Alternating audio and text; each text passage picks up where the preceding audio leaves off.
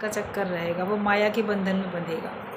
तो गुरु पहले हमको नियम के बंधन में बांधता है और अपनी आज्ञा के बंधन में बांधता है, अपने प्रेम के बंधन में बांधता है। हम ज्ञान के बंधन में बंधते हैं तो अज्ञानता से छूटते हैं। भगवान के बंधन में, ईश्वरीय प्रेम के बंधन में बंधते हैं तो हम माया के आकर्षण से, माया के जो भी हमने मायावी पदार्थों से या मायावी व्यक्तियों से जो भी हमने प्रेम किया था और उनमें बंधे हुए तो उससे हम छूटते हैं।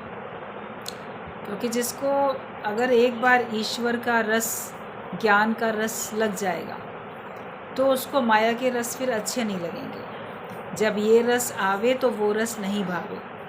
अभी भले चाहे कानों से वाणी सुन ही रहे हैं, सब लोग सुनते ही जा रहे हैं, तो सुनने का भी कभी मन बोलेगा ना रस पड़ गया। बिना सुने सत्संग मन अटपटा लगता है, जीव मन में चैन नहीं मिलता, परेशानी होती है, अधूरापन लगता है। तो कभी मन बोलेगा कि ये ना सुनने की आदत पड़ गई है, ये हमको सुनने का रस पड़ गया है। लेकिन जब ये रस आया तो वो रस तो नहीं भाता ना आपको। कम से कम माया की बातें सुनने का रस तो ख़त्म हुआ ना। मान लो अगर इसकी आपको आदत पड़ी भी, ऐसा लग रहा है, तो आपको माया की बातें सुनने की तो आदत अब ख़त्म हो गई ना। माया की बात अब सुनोगे नहीं, और कोई सुनाएगा भी तो वो अच्छी भी नहीं लगेंगी, क्योंकि अब हमको ये रस आ चुका है। जब ये रस आएगा तो वो रस हमको अच्छा नहीं लगेगा।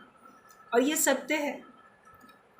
अगर आप यहाँ पे ज्ञान के अगर रस में नहीं डूबोगे तो पक्की बात है कि माया के रस में डूबोगे। वहाँ से छूटने के लिए आपको यहाँ की आदत डालनी पड़ेगी। सत्संग में आने की आदत पड़ गई, ज्ञान सुनने की आदत पड़ गई, तो ये अच्छी आदत है ना, बुरी आदत थोड़ी है। भाई अच्छी आदत तो डाली जाती है, गलत आदत को छुड़ाने के लिए अच्छी आदत डाली जाती है। अभी मान लो किसी को शाम को 4 बजे चाय पीने की आदत है, तो वो चाय की आदत छोड़ना चाहता है, तो मगर उसको उस समय एक अर्ज होती है पीने की, मेरा टाइम हो गया चाय पीने का, मुझे अब चाय बनानी है, चाय पीनी। नहीं पिएंगे तो खालीपन लगेगा, अधूरापन लगेगा। किसी किसी को तो बेचैनी होने लगती है एक चाय की भी आदत में। और कोई नशा नहीं है, लेकिन एक चाय की आदत में भी उनको सर में दर्द होने लगता है कि अरे अभी ना टाइम हो गया, चाय नहीं पी अभी तक। तो उस आदत को छुड़ाने के लिए उस समय पे कुछ दूसरी चीज़ पीने की आदत डालनी पड़ती है कि ठीक है आप चाय नहीं पियोगे, आप दूध पी लोगे, जूस पियोगे, सूप पियोगे, कॉफ़ी पियोगे, कुछ और पानी, जो भी आपको पीने का कुछ है। तो पहले अगर वो आदत छुड़ानी है तो उस समय पे कोई दूसरी आदत आपको डाल लेनी पड़ती है। कोई लोग मुंह में पान, तंबाकू कुछ ऐसे डालते हैं, उनको आदत पड़ जाती है। वो छुड़ानी है तो उस समय मुंह में कुछ लौंग, इलायची, कुछ और चीज़, सौंफ, कुछ और डालेंगे मुंह में, ताकि वो आदत छूट जाए। तो माया की आदत पड़ी हुई है। माया में कोई नहीं बोलता हमको माया की आदत पड़ी। जगत के काम करने की, जगत की बातें सुनने की, माया में रहने की आदत पड़ गई है, छूटनी चाहिए। छुड़ाने के लिए सत्संग का नियम है। घर से 24 घंटे आप बंधे हो, संसार से 24 घंटे बंधे हो, उससे आप सवेरे शाम का जो सत्संग है, 1-1, 2-2 घंटा छूटते तो हो कम से कम। अपने घर से आप माइंड अपना मेकअप करोगे कि आज मुझे सत्संग में जाना है, तो रात से ही, एक दिन पहले से ही अगर आपकी प्लानिंग हो जाती है तो उस हिसाब से आप अपना कार्य कर लेते हो। सवेरे उठ के मान लो सोचते हो तो भी आप बाकी काम फटाफट निपटा के और तैयार होके आप आ जाते हो। तो आने में समय लगा जितना भी, फिर बैठे सत्संग में, फिर वापस घर जाने में समय लगा, तो उतना पूरा समय आप अपने मैं मेरे से छूटे तो, माया से छूटे तो सही। तो ये हमको जैसे घर से विरक्त होने की, छूटने की हमको एक टेम्परेरी आदत पड़ती जाती है। और फिर जब कभी निराकार परमात्मा की ओर से बुलावा आ जाता है, आपको हमेशा के लिए घर छोड़ना पड़ता है, तो आपको परेशानी नहीं होती है, क्योंकि आपने पहले से ही छूटने का अभ्यास कर लिया था। अपने को छुड़ाने की प्रैक्टिस आपकी हो गई थी पहले से।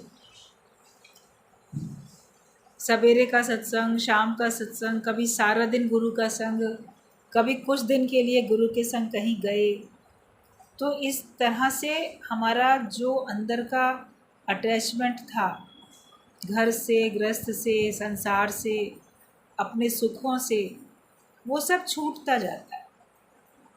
तो अगर हमेशा के लिए भी छूट जाता है तो कोई दिक्कत नहीं होती है। तो एक अच्छी आदत हमको डालनी पड़ती है। बोलते आदत बुरी संभाल लो, बस हो गया भजन। माया में रहने की आदत तो बुरी है, सत्संग में, ज्ञान में रहने की आदत हमेशा अच्छी है। तो गुरु का बंधन तुम्हें जन्म मरण से छुड़ा देगा। गुरु का बंधन जो होगा वो तुमको 84 लाख योनियों से, जन्म मरण के चक्कर से छुड़ाएगा। और मन से जो बंधे हो, मन से भी छुड़ा देता है। एक सन्यासी, दृष्टांत है एक, कि एक सन्यासी पेड़ के ऊपर उल्टा लटका हुआ था। ब्रह्मज्ञानी वहाँ से गुजरा, उसने देखा ये सन्यासी है, ये पेड़ के ऊपर उल्टा क्यों लटका हुआ है, जैसे पैरों से अपने डाल को पकड़ के और सर नीचे, पैरों से उसने डाल पकड़ रखी, ऐसे उल्टा लटका हुआ। तो कहा क्या बात है भाई, तुम ऐसे उल्टे क्यों लटके हुए हो? तो वो उल्टा लटका हुआ जो सन्यासी था वो बोलता है कि मेरे मन ने ना मुझे बहुत तंग किया, तो मन को पनिशमेंट देने के लिए मन को मैंने उल्टा लटका दिया। मन को दंड दे रहा हूँ कि तुमने ऐसा क्यों किया या क्यों सोचा, ज्ञान के विपरीत कुछ कार्य क्यों किया या ज्ञान के विपरीत कुछ क्यों सोचा, विचार भी क्यों किया। तो मन को मैं सज़ा दे रहा हूँ, दंड दे रहा हूँ मन को। तो वो ब्रह्मज्ञानी हंस पड़ा, बोले मन को उल्टा लटका रहे हो, तो ये जो है युक्ति तुम्हें बताई किसने? ऐसा तुमसे कहा किसने कि तुम उल्टे लटकोगे तो मन उल्टा लटक जाएगा? तुमने मन को उल्टा लटकाया है या तुम्हारे मन ने ही तुम्हें उल्टा लटका दिया है? पहले ये सोचो। तो एकदम से सोच में पड़ गया, बोला सही बात है, उल्टा लटक जाऊं ये विचार भी तो मन ने ही मुझे दिया ना। किसी गुरु ने थोड़ी कहा कि तुम पेड़ पे उल्टे लटक जाओ तो तुम्हारा मन उल्टा हो जाएगा। बोला ये मन ने ही तुझे उल्टा लटका रखा है, क्योंकि ये युक्ति भी तुझे तेरे मन ने ही दी है। तो मन तुम्हारा तुमको नाच नचा रहा। तो वो एकदम से पेड़ से उतरा, बोला सही बात है, मेरे मन ने ही तो मुझसे कहा था कि उल्टे लटक जाओ। तो ये वास्तव में मेरे मन ने ही मुझे उल्टा लटका रखा था। पहले उल्टे मार्ग पे ले जा रहा था, अब पेड़ के ऊपर भी उल्टा लटका दिया। तो मन के चंगुल में से भी ब्रह्मज्ञानी गुरु ही बचाता है, मन के बंधन से भी वो हमको बचाता है, 84 लाख योनियों के बंधन से भी और मन के बंधन से भी। और जब मन से आज़ाद हुए तो माया से भी आज़ाद हो जाएंगे, क्योंकि मन में ही तो मोह माया होती है, मन में ही सब विकार है, मन में ही मोह माया है, क्योंकि मन में अभी अज्ञान है, मन में अभी देह ध्यास है। लेकिन जब हमारे मन में से जगत निकल जाता है और इसमें हम भगवान को बसा लेते हैं, तब फिर ये मन सही रास्ते पे चलता है। जब तक मन में परमात्मा को नहीं बसाओगे तब तक आपका मन आपको उल्टे मार्ग पे लेके जाएगा। तो मन में बसाने के लिए, भगवान के लिए आपको संत की शरण में जाना पड़ता है, गुरु की शरण में जाना पड़ता है। वरना मन में तो सुख है माया के, दुख भी है माया के, जड़ पदार्थ भी हैं माया के, चेतन प्राणी भी हैं माया वाले, मन में सारा जगत है। अपने मन को खाली करते जाओ और उसमें केवल भगवान बस जाए। ऐसा सुंदर हमारा मन मंदिर बन जाए भगवान का, जिसमें सिर्फ भगवान की मूर्ति विराजमान है और किसी का नाम रूप, किसी का चिंतन हमारे अंदर से चले ही नहीं। तब मन वश में होगा और फिर आप माया से भी छुटकारा पा सकते हो। हठ योग से नहीं, पर वैराग्य से इच्छाएं समाप्त होती हैं। आप ज़बरदस्ती करो अपने से, मेरे मन में से ना जगत की बातें निकल जाए, मेरे से जगत भूल जाए, तो भूलता नहीं है। जैसे बंदर का ख्याल मत करना, संत ने बोला। एक आदमी ने कहा मैं समाधि करने बैठता हूँ, समाधि लगाने, तो मुझे संसार के ख्याल आते। बोले कोई बात नहीं, संसार के जो भी ख्याल आते हो आने दो, लेकिन एक बात ये है कि जब तुम समाधि में बैठो किसी का भी विचार आए कोई परवाह नहीं है, लेकिन तुम बंदर का ख्याल मत करना। तो कहता है संत जी बंदर का ख्याल तो मैं कभी करता ही नहीं हूँ। बोले बहुत अच्छी बातें नहीं करते हो, लेकिन ये ध्यान रखना कि बंदर ना आए ध्यान। अब अगले दिन जब बैठा तो बस बंदर का ख्याल नहीं करना है, बंदर का ख्याल नहीं करना है, उसको यही बार बार विचार लगने लगा अपने अंदर से। तो और परेशान हो गया कि अब तो बंदर ही दिमाग में आ रहा है। जब वापस आया बोला अब तो और परेशानी, आज दिन तक कभी बंदर सपने में भी नहीं आता था ख्याल उसका, और आज तो बैठा जब सवेरे तो बंदर ही बंदर दिमाग में आ रहा है। बोले क्योंकि तुमने अपने मन को सप्रेस किया कि मुझे बंदर का ख्याल नहीं करना है, इसीलिए उसका ख्याल आ रहा है। तो जब तुम कभी ज़बरदस्ती करते हो, हमको माया का ख्याल नहीं करना, हमको मोह ममता वाला ख्याल नहीं करना, हमको लोभ लालच वाला ख्याल नहीं करना, जो भी आप अपने अंदर से जिस विकार के भी आप सोचते हो कि इसके अधीन मुझे नहीं होना है, काम क्रोध लोभ मोह अहंकार, तो उसी का तो चिंतन चलता है, क्योंकि ज़बरदस्ती अपने मन को हटा है। ज़बरदस्ती अपने मन को कहीं से भी नहीं हटाओ, अपने मन को भगवान में लगा दो बस, तो ऑटोमेटिक आपका ईश्वर से प्रेम होता जाएगा, ईश्वर की भक्ति में आप लगे रहोगे, और आपका को केवल भगवान का ही ध्यान रहेगा। जिसके लिए प्रेम होता है तो उसी का ध्यान तो चलता रहता है, उसी का ख्याल तो चलता है जिसके लिए भी प्रेम होता है।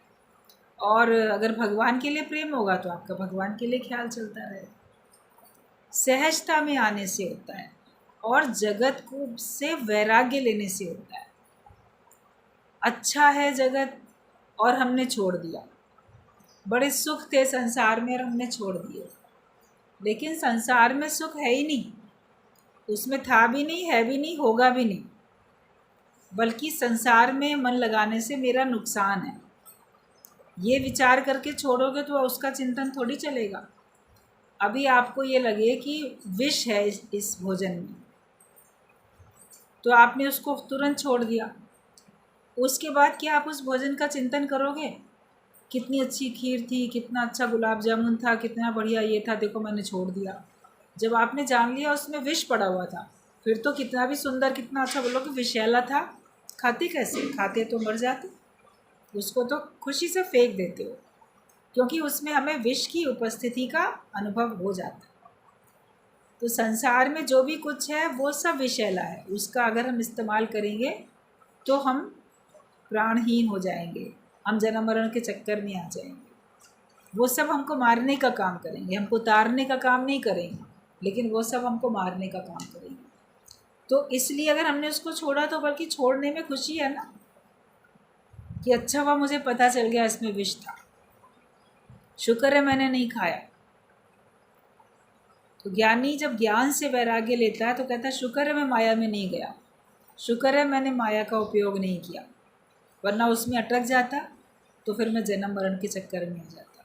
तो ज़बरदस्ती आप माया को नहीं छोड़ो, लेकिन ज्ञान से वैराग्य धारण करके आपसे वो छूटती चली जाए, और जब आप ज्ञान को अपने जीवन में स्थान दोगे तो माया तो छूटती चली जाएगी। मन तृप्त होता है आत्मज्ञान से, वरना मन में तृप्ति आती नहीं है, आत्मज्ञान से ही मन तृप्त होता है। जब तक आपको कहते जब तक ना तुम्हारे अंदर में से ये जगत की बातें जाएंगी नहीं, तब तक तुमको तृप्ति आएगी। अगर संसार में ही अभी मन अटका हुआ है, उन्हीं सुखों में मन अटका है, तो फिर आपको तृप्ति कैसे आए? आज दिन तक माया से तृप्ति आई क्या किसी को भी? लेकिन जब ज्ञान मिला तो आपको तृप्ति आ गई, संतोष धन मिल गया। जब ज्ञान मिला तो संतोष धन मिला, वरना तो आपको ज्ञान नहीं था तो कितना भी मिल जाए और कम है और कम है और मिले, जिसको जितना मिलता है ना उससे अधिक की कामना करता है माया में। लेकिन अब आप सबके मन में जब ज्ञान बस गया है तो आप बोलोगे जो है वही बहुत है, उसी को पहन लें, उसी को खा लें, उसी को इस्तेमाल कर लें, और अधिक लेके करेंगे क्या? और जमा करके भारी तो होते जाएंगे, इस्तेमाल कहाँ कर पाएंगे उतना। तो आपके मन में संतोष जो आया वो ज्ञान के कारण ही तो आया। तो मन तृप्त होता है आत्मज्ञान से, तुम स्वाभाविक मुक्त हो। जब ज्ञान मिलता है तो हमको लगता है कि मैं तो पहले से ही मुक्त स्वरूप हूँ। जैसे मछली स्वाभाविक तैरती है, पक्षी स्वाभाविक उड़ता है, ऐसे मनुष्य स्वाभाविक मुक्त है, अपने को बंधन में मान लेता है। लेकिन जब वो अपने निज स्वरूप में आएगा तो वो जानेगा कि मेरे अंदर में तो कोई बंधन है ही नहीं, मैं तो मुक्त हूँ। इस देह से तुम काम उतार कर बैठो तो किसी का भी डर नहीं रहेगा, मौत का भी डर नहीं रहेगा। जो शरीर मिला है, मनुष्य शरीर मिला है प्रभु को पाने के लिए, ज्ञान पक्का करने के लिए मिला। तो इस शरीर से काम उतार के बैठे, मतलब कि मुक्ति का निश्चय करके बैठे। अभी तो हमारी कान सुन पाते हैं, आंखें देख पाती हैं, मुख बोल पाता है, हाथ पैर चल पाते हैं। तो हम पूरा पूरा लाभ ले लें इन सब की सहायता से अपने मुक्ति के निश्चय का। फिर भले ये इंद्रियां चलें या ना चलें, इनसे काम हम उतार चुके। जो सुनना था ब्रह्म ज्ञान वो सुन चुके। अब अगर ये कान सुनने के लायक नहीं भी रहते हैं तो हमें कुछ और सुनने की ज़रूरत भी क्या। जो सुनना था सुन चुके, अब तो माया की बातें ही सुनेंगे ना। आँखों से जो देखना था, प्रभु का सुंदर नज़ारा, प्रभु की प्रकृति और सब में प्रभु को देखना था, देख चुके। अब इस जगत को देख के करेंगे क्या। जगत के रंग क्या देखूं, तेरा दीदार काफ़ी है। एक भगवान का दीदार कर लिया तो अब जगत के रंग क्या देखें। मुख बोल पाता है, उसने कीर्तन कर लिया, भजन कर लिया, ज्ञान सुना दिया, भगवान का नाम जप लिया। अब ये मुख बोले या ना बोले। कभी कभी किसी किसी की आवाज़ बंद हो जाती है, वो चाह के भी नहीं बोल पाते हैं। ज्ञानी का अगर मान लो ऐसा होता है कि हाँ वो नहीं बोल पाएगा, नहीं बोल पा रहा है, तो फिर उसको बोलने की आवश्यकता भी नहीं होती। तो बोलेंगे तो संसार की बात तो बोलेंगे, उनको बोलने की मुझे ज़रूरत ही नहीं। और जितना बोलना था बोल चुके। बाकी तो बोलोगे तो माया ही बोलोगे, और माया बोलने से आपके अंदर विकार बढ़ेंगे। बोलत बोलत भय विकारा, बिन बोलत जयकार। जितना कोई मनुष्य बोलता रहता है तो उसके अंदर विकार ही बढ़ते रहते हैं। आप बच्चों से बड़ा बोलते रहो तो आपके अंदर में मोह का विकार बढ़ेगा। जो भी आप जैसा भी बोलते हो उसी प्रकार के विकार ही तो बढ़ते रहते हैं आपके अंदर में। अज्ञानता बढ़ती है। मतलब कि जब मौन में आ जाते हो, मुख की मौन हो जाए, मन की मौन हो जाए, तो आपकी जय जयकार होती है। कितने संत होते हैं, इतने दिन से ना, इतने साल से ना उसने मौन व्रत ले रखा है, तो उसकी कितनी वाहवाही होती है, कितनी जय जयकार होती है। ये चुप है, वो तो बोल नहीं रहा। मंदिर की मूर्ति कुछ बोलती नहीं है, पत्थर की है, उसकी जय जयकार होती रहती। तुम भी ऐसी मूर्ति बन जाओ कि तुम्हारे अंदर से बोलने की आवश्यकता ही ना पड़े।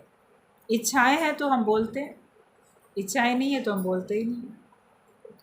जितना आवश्यक हो उतना ही बोलो। ज्ञान की बातों को बोलना मौन में रहने के बराबर होता है। तो इसके लिए अगर हम मौन में रहते हैं तो हमारी जय जयकार है, और हम इस देह से काम उतार के बैठे हैं। जो भी काम करना था, हाथ पैर चल रहे हैं, सेवा हो गई परमात्मा की, हाथ पैर चल रहे हैं, सत्संग तक चले आए, तीर्थ तक चले गए, मंदिर तक चले गए, तो आपका काम पूरा हो गया। अब कहीं और जाने की हमें आवश्यकता ही नहीं है।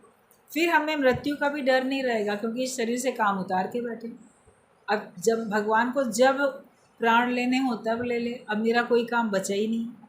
जिनके काम बचे होते हैं ना, वो कहते रे भगवान अभी मत मुझे दुनिया से उठाना, अभी मेरा ये काम बाकी है, अभी वो काम बाकी है। अभी अगर दुनिया से चला गया तो क्या होगा।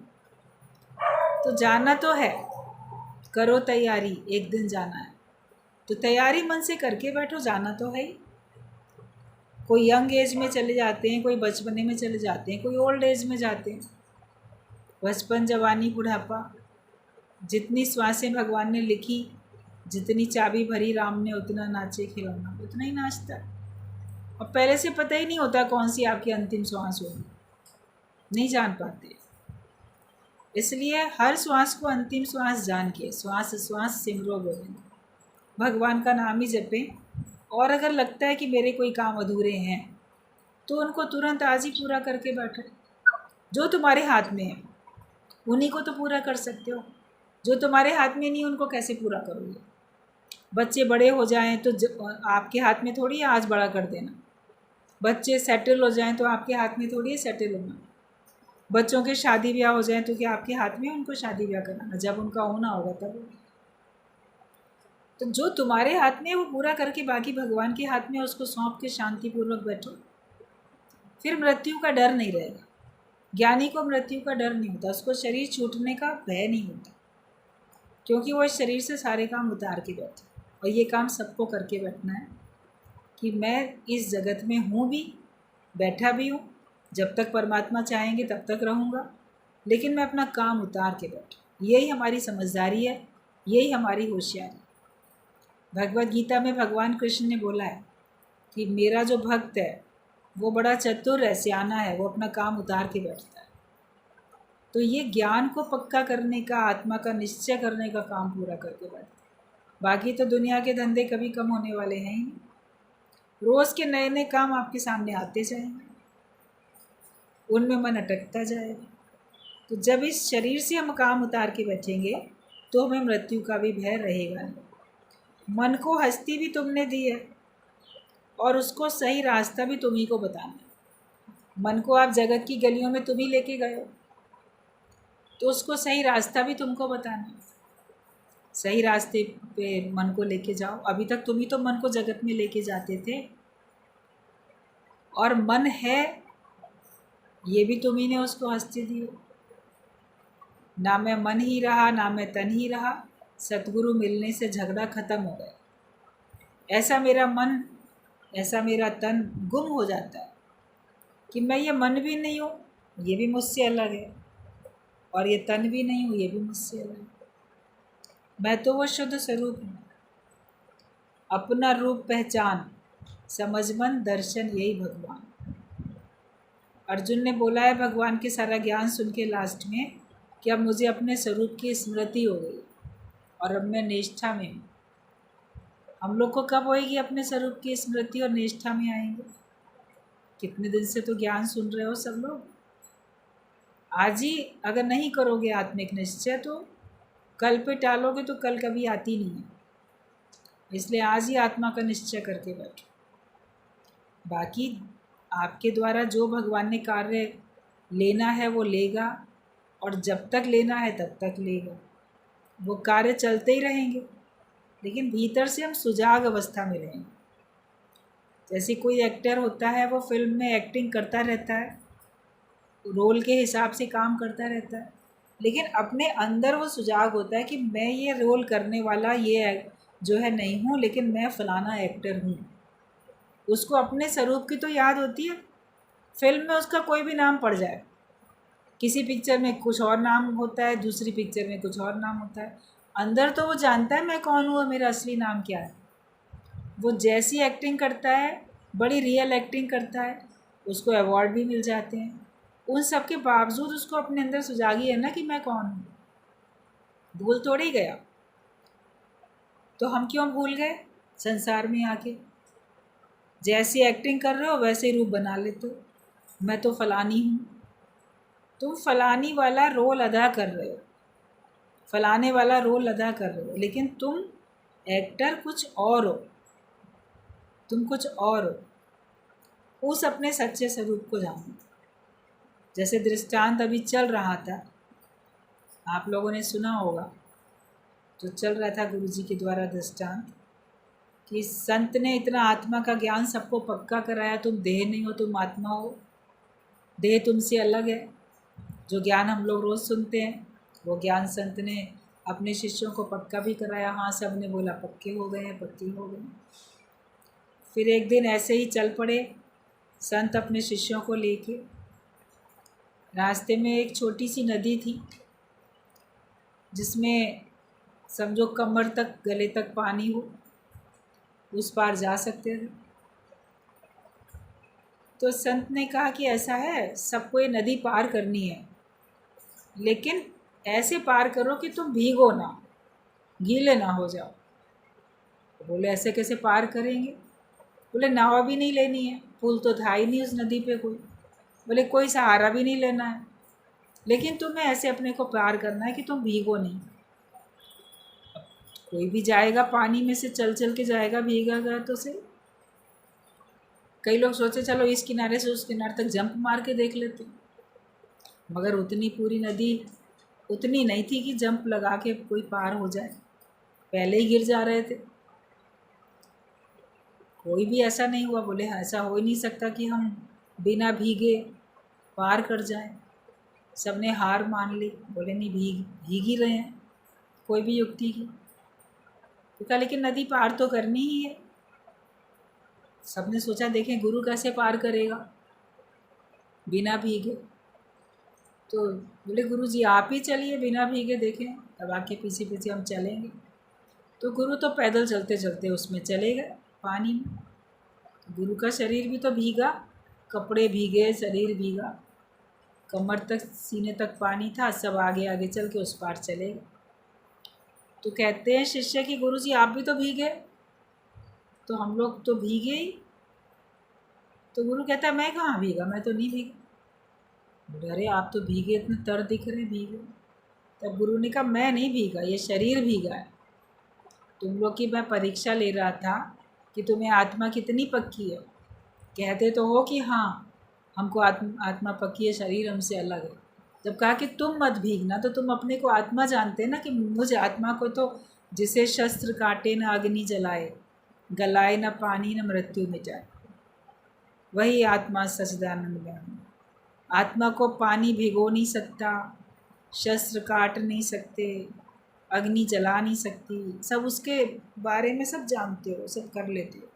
मगर वो आत्मा मैं हूँ वो भूल जा रहे हो, पक्का करने पर ही भूल जाते हो। इतनी आश्चर्य वाली आत्मा। तो शरीर तो कहीं रहेगा तो उसका इफेक्ट उस पर पड़ेगा। पानी में जाओगे तो गीला होगा ही आपका शरीर, कपड़े पहने हैं तो कपड़े भी भीगेंगे। लेकिन मुझ आत्मा को कोई असर नहीं हो रहा है, ये समझ के चलो। बोले हर समय सुजागी अवस्था में रहो, इस देही का होता नाश है, तू तो साक्षी स्वयं प्रकाश है। ये तो बात पक्की करके चलो कि देह का भले नाश हो जाएगा, लेकिन जो देह को धारण करने वाली आत्मा है उसका कभी नाश नहीं होता। वो एक शरीर छोड़ती है, दूसरा शरीर धारण कर लेती है, वो सत्ता, वो शक्ति। तुमने भी आज दिन तक पता नहीं न जाने कितनी बार देह धारण की, कितनी बार छोड़ी, याद भले नहीं है, लेकिन वो तो रहा है ना, चक्र तो चल ही रहा है। ज्ञान जब तक पक्का नहीं करोगे तब तक चक्र चलता रहे। आगे पीछे सभी को मुक्त होना है। कोई इस जन्म में मुक्त हो जाएगा, कोई अगले जन्म में, कोई कई जन्म बाद मुक्त होगा। बिना मुक्त हुए तो आपका आवागमन का चक्कर छूटने वाला नहीं है। तो पहले ही अपने आप को ज्ञानवान बनाओ। तो मन तुम्हारा जो है वो तुमको संसार दिखाता है, तुमने भी मन को संसार दिखाया था। अब अपने मन को सत्संग दिखाओ तो तुम्हारा मन भी तुमको सत्संग की तरफ लेके जाएगा। अब हर एक का मन ही चाहेगा चलो चलो सत्संग चलो, घर में क्यों बैठे हो फालतू, या बैठे भी हैं तो लगेगा कि व्यर्थ बैठे, हमें चले जाना चाहिए था। अब आपका मन आपको लेके आता है, पहले आप अपने मन को लेके आते थे, मन नहीं भी करता था नहीं चलना है, मन को मना के ले आते थे। अब आप नहीं चाह रहे हो तो आपका मन आपको ले आता है, अरे नहीं चलो, आप ही का अंदर वाला तो बोलेगा। तो जैसे आप मन को पक्का कराओगे, जो रास्ता दिखाओगे वो उसी रास्ते पे पक्का होके चलेगा। एक स्त्री अपने शराबी जुआरी पति से निभाती है, तो क्या तुम निर्विकारी गुरु से नहीं निभा सकते हो? जब किसी स्त्री की लड़की किसी से शादी करती है, फिर वो देखे कि उसके पति में बड़े अवगुण हैं, जुआ भी खेलता है, जुए में पैसे हार जाता है, शराब भी पीता है, संगत अच्छी नहीं है, फिर सोचती है ऐसे पति से शादी हो गई है। मगर अपनी ओर से वो ऐसे शराबी जुआरी पति से भी, या क्रोधी हो, या जिस प्रकार का भी उसके अंदर बुरे लक्षण हो, स्त्री कोशिश करती है कि मैं इसको निभाती रहूं, शादी हो गई तो निभाना ही पड़ेगा, निभा लेते हैं। बहुत अति हो जाती है तो अभी आजकल अलग होने का तो एक ऑप्शन है, तो सब अलग हो जाते हैं, तलाक ले लेते हैं। लेकिन पहले ज़माने में ऐसा नहीं होता था, तो सोचते थे पत्नी खराब मिल गई है तो भी उसको निभाना है, पति खराब मिल गया तो भी उसको निभाना है, तो लोग निभा ही लिया करते। किसी की पत्नी बड़ी कर्कशा, क्रोधी, लड़ाई करने वाली होती थी तो भी पति उसको निभाता था, और किसी का पति बड़ा ख़राब स्वभाव का होता था तो भी पत्नी निभाती थी। तो बताया कि एक स्त्री अगर मान लो अपने शराबी जुआरी पति से भी निभा लेती है, तो क्या तुम निर्विकारी गुरु से नहीं निभा सकते हो? गुरु के अंदर तो कोई विकार है भी नहीं, तुम्हारे परिवार वालों में विकार हैं, कोई ना कोई विकार है उनमें, तो भी तुम उनसे निभाते हो, उनसे अलग एकदम से नहीं हो जाते हो। बेटा बेटी तुम्हारे होंगे, उनमें कितनी खराबियाँ, विकार होंगे, तो भी तुम उनसे निभा के चलते हो, संबंधियों से भी निभा के चलते हो। तो गुरु के अंदर तो कोई विकार है ही नहीं। फिर गुरु की कोई एक बात तुमको ही तुम्हारे हिसाब से मान लो पसंद नहीं आ रही, उसने तो कोई बात ऐसी वो करता नहीं है अज्ञानता वाली, लेकिन अगर कभी कुछ कहता भी है तो तुम्हारे देहाध्यास को दूर करने के लिए, तुम्हारे अज्ञान को दूर करने के लिए, अगर मान लो गुरु ने कभी कुछ डांटा, कुछ कहा, तो एक ज़रा सी बात में तुम बरसों का जो संग था उसके ऊपर पानी फेर देते हो, नाता तोड़ देते हो कि इस गुरु से तो हम निभाएंगे ही नहीं, इसने हमको ये कह दिया, अब हम क्यों जाएं इसके पास, हमारे पास ज्ञान खुद बहुत हो गया है, हम अपना कुआं खोद के पानी पी लेंगे। या सुनाने वाले बहुत हैं, अकेला यही थोड़ी है गुरु, बहुत है सुनाने वाले, तो हम इससे नहीं, हम किसी और से सुन लेंगे, मतलब तो ज्ञान सुनने से ही। सुनाने वाले तुमको बहुत मिल जाएंगे, लेकिन तुम्हारा मन तो मिटा नहीं, अज्ञान तो मिटा नहीं, मन को मोड़ नहीं पाए ना, तभी तो तुम अलग हो गए। तो मन को तुमने जीता ही नहीं, तो नुकसान किसका हो? जिसने मन को नहीं जीता उसी का नुकसान है। जो मन का गुलाम बना हुआ है, मन उसको एक पल में ले जाता है सत्संग से हटा के, गुरु से हटा के कहीं और, तो इसका मतलब तुम मन के अधीन होके चल रहे हो, मन तुम्हारे अधीन होके नहीं चलता। मन के ईश्वर तुम नहीं बने, मनुष्य तुम बने ही नहीं। तो फिर जब तुम अगर मन को मोड़ नहीं सकोगे तो फिर मुक्त भी नहीं हो सकते। हमेशा ये कोशिश करनी चाहिए कि बात की गहराई को जाने समझें। जो भी बात होती है, कही जाती है, कभी तुम्हारा समझने का तरीका भी तो गलत होता है। कितनी बार ये बात चलती थी सत्संग में कि ये मान के चलो कि गुरु हमेशा सही है, बॉस इज़ ऑलवेज राइट, ये मान के चलो। एक दृष्टांत चलता था कि एक जगह पे चपरासी की नौकरी के लिए विज्ञापन दिया गया पेपर में, कई लोग आए चपरासी बनने के लिए, भी किसी ऑफिस में चपरासी की ज़रूरत थी। तो जब इंटरव्यू के लिए सबको लाया गया, एक एक करके रूम में अंदर लेके गए, तो जो ऑफिसर था वो बैठा था अंदर, उसको अपने लिए चपरासी रखना था उस ऑफिस के लिए। तो जैसे अंदर गया एक व्यक्ति, तो उसने अपना बताया, तो उस ऑफिसर ने कहा उस रूम में एक साइड में टेबल रखी हुई थी, उसमें जग भी था, पानी भी था, ग्लास भी थे, ट्रे भी थी, सब रखा हुआ था। तब उसने उससे कहा कि एक गिलास पानी ले आओ। तो चपरासी को तो सब काम करने ही पड़ते हैं, तो सोचा मेरे इंटरव्यू में देखा जा रहा है, तो गया वहाँ से ट्रे में ग्लास रखा, पानी रखा, लेके आया। तो जब उसके सामने लाया तो उस ऑफिसर ने एकदम से उसको कहा, अरे पानी क्यों ले आए? तो वो कहता है आप ही ने तो कहा था। अच्छा ठीक है, वहीं रख दो पानी, वापस जग में डाल के और जाओ। इतनी बात उसको इंटरव्यू में ली गई। चलाया, बोला अजीब है, कहा था पानी लाओ, लाया तो कहता है लाया क्यों, और कुछ बात पूछी भी नहीं, वापस बाहर कर दिया। दूसरा आया, दूसरे को भी वही कहा पानी ले आओ एक गिलास। जब वो भी लेके आया तो उसको भी कहता है कि सख्ती से, अरे पानी क्यों लाए हो? तो कहते हैं आपने तो कहा था पानी लाने के लिए, भी नेचुरली यही जवाब देंगे सब लोग। उसको भी कहा नहीं, वापस पानी जग में डालो और वापस और जाओ। 3-4 लोग जैसे आए, सबके साथ एक ही बात और एक ही सब लोग उत्तर दें, भाई आप ही ने कहा था। फिर एक आया तो जब उसको कहा वो लाया पानी, तो उसने बड़े एकदम से क्रोध से कहा, डांटते हुए कि पानी क्यों लाए हो, जैसे सबसे कह रहा था। तो वो एकदम से बोलता है कि साहब गलती हो गई। मतलब जब उसने कहा ना पानी क्यों लाए हो, तो उसको लगा कि मेरा पानी लाना इसको पसंद नहीं आया है ना। तो वो कहता साहब गलती हो गई। कहता अच्छा ठीक है कोई बात नहीं, पानी वहीं रख दो। तो जिसने ये आंसर दिया था कि साहब गलती हो गई, उसको रख लिया गया चपरासी बना के। तो फिर कारण पूछा बाकी लोगों को ने, जैसे जो और लोग थे ऑफिस के जो दूसरे लोग थे, कि इसी को रखा गया। बाकी लोग भी बोल तो सही रहे थे, बोले जो चपरासी होगा उसको अपने बॉस के मूड को भी समझना आना चाहिए।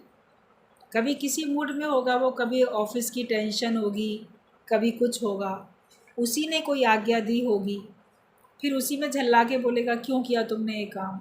फिर तुम ऊपर से बोलोगे आप ही ने तो कहा था, तो उसकी मूड और ख़राब होएगा ना, झल्लाहट उसकी और बढ़ेगी। तो उसका तो जो सेवा करने वाला है, सेवक चपरासी है, उसको ये समझना आना चाहिए कि इसका मूड कैसा है। अगर उसने कहा क्यों किया, तो गलती ना होते हुए भी जो गलती मान ले वो निभा सकेगा। तो इसका सिद्धांत भी गुरुजी बताते थे कि तुम भी अपनी गलती ना होते हुए भी जब अपनी गलती मान लोगे, तब तुम गुरु से भी निभा सकते हो, तब तुम भगवान से भी निभा सकते हो। वरना भगवान से कहते हैं भगवान ऐसी मेरे से क्या गलती हो गई जो तुमने मेरे को ये दंड दे दिया, जो तुमने मेरे सामने ऐसी परिस्थिति ला के रख दी, भगवान ऐसी मेरे से क्या गलती हो गई है। तो जो इस हद तक मन को मोड़ेगा, तुम दिन को अगर रात कहो तो रात कहूँगा, यहाँ तक अगर कोई मन को मोड़ेगा, तब वो गुरु से निभा सकता है, तब वो भगवान से भी निभा सकता है। जब हम साकार की आज्ञा में चल सकते हैं, साकार की मर्ज़ी में खुश रह सकते हैं, तभी तो निराकार की आज्ञा में चलेंगे और निराकार की आज्ञा में हम खुश रह पाएंगे। वरना भगवान की ओर से जो भी परिस्थिति आएगी उसमें आप कभी तो खुश हो जाओगे, क्योंकि उसमें आपकी भी मर्ज़ी शामिल थी, और जिसमें आपकी मर्ज़ी शामिल नहीं थी वो अगर परिस्थिति आएगी तो आप उसमें फिर दुखी हो जाओ। लेकिन भगवान का भक्त परमात्मा की ओर से आई हर परिस्थिति को प्रसाद समझता है।